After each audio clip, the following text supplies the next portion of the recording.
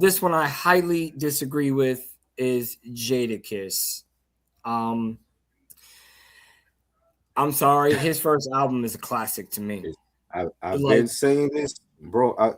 Kiss the Game Goodbye is his best album. I don't feel like it's a classic though, and I respect people that feel like that's his classic. That's great, but to me, that's his best album.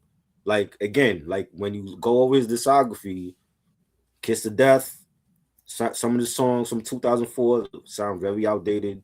Then Last Kiss, I only remember one song from Last Kiss, yeah, I and don't remember everything else. Last Top Kiss. Five Dead or Alive. Don't care for all those other albums. Ignatius was a more grown up album for Jada because Mhm. his manager that was deceased, he wanted Jada to collaborate with certain artists that he didn't get a chance to. So that was more grown up Jada. But I will say Kiss the Game Goodbye to me is his best album. Like I love the album. I was a part of the Rough Rider Street team for that album.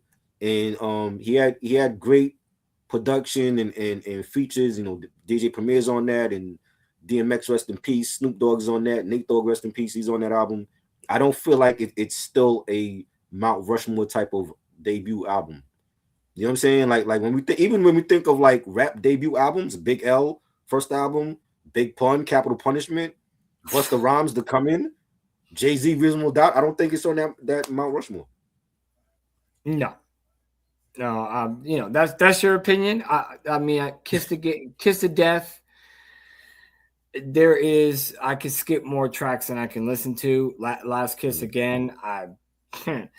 Um, but to me, Jada's first album, maybe it's either the nostalgia or it was the fact that we waited so long Yes. that when we Yeah. finally got it, we were kind of settled. But still, I can listen to it today and I can run through the entire album like no problem, Right. no skip, no nothing.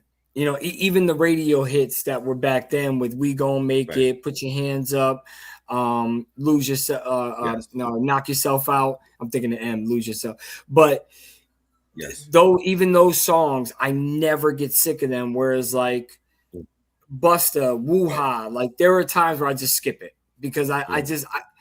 I can't Right. listen to it again. I heard it so much on the radio. Mm-hmm.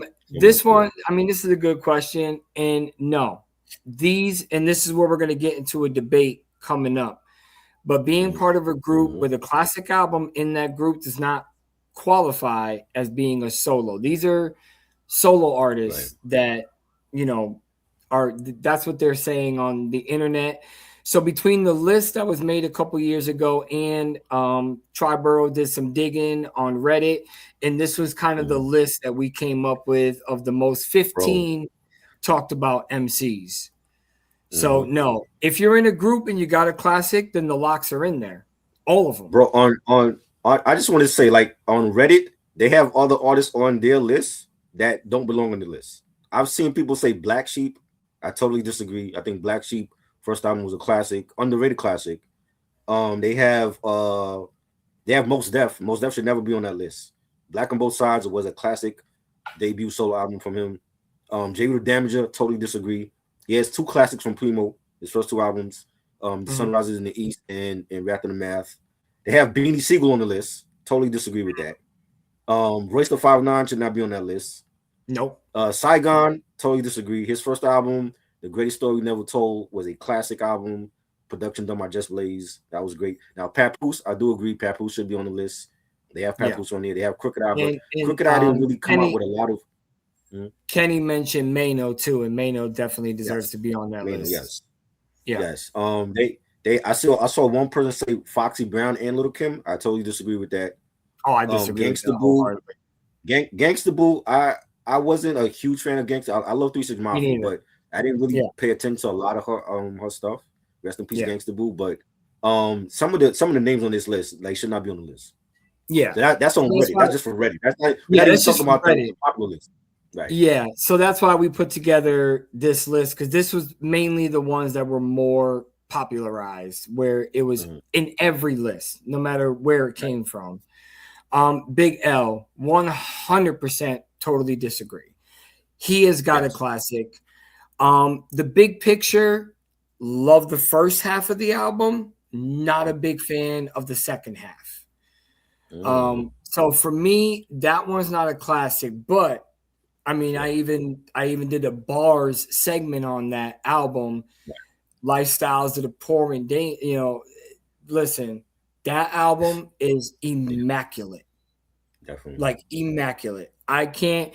Yes, does it sound dated because of the beat, the production? Yes, but it doesn't sound as outdated as Fabulous's albums from back Right. then. You know I what I mean? agree. And Fab was popping them shits out in the early 2000s.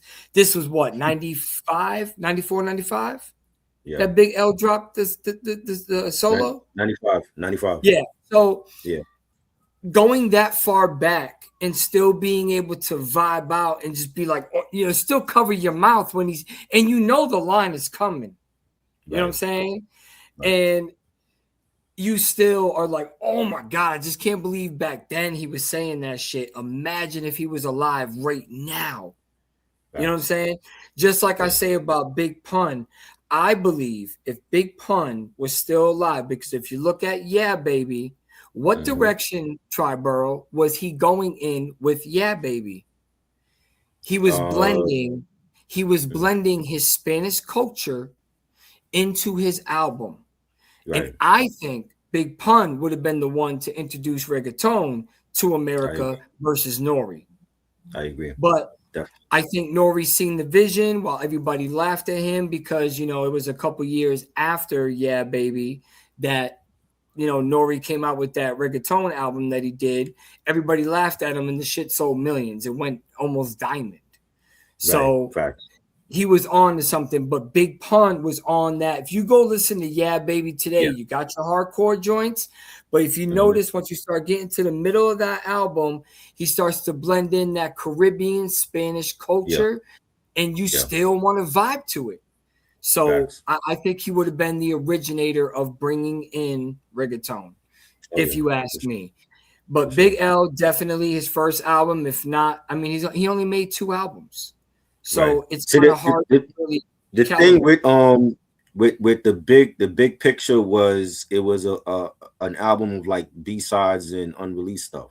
Because like by Yeah, that time, the underground college radio was playing like Ebonics and Size 'Em Up. You know what I'm yeah. saying? But he didn't get a chance to make any videos for those songs. You know what I'm saying? So that's not really like a real album. It's just a collection of unreleased songs and B-sides and freestyles. Yeah.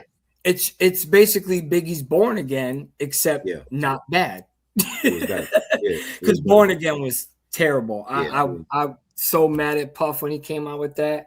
So yeah, we agree, Big L, classic, yes, first yes, album. All right. for So sure. everybody else that thinks that he should be on this list, you're No, out of your mind.